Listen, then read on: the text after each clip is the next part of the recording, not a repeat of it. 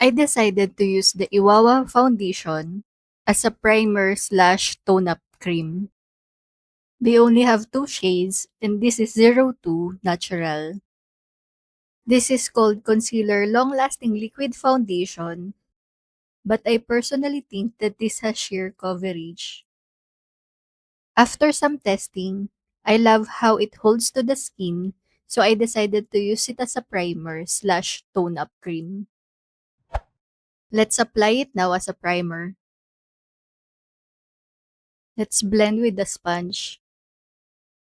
It does not cover my freckles, but I love the glow it gives and how it holds on to my skin. This reminds me of tone-up cream I saw online from Thai makeup artist. The glow it gives is amazing. I used Sola Foundation Primer on top and applied the rest of the makeup. This is the final look after using this as a primer.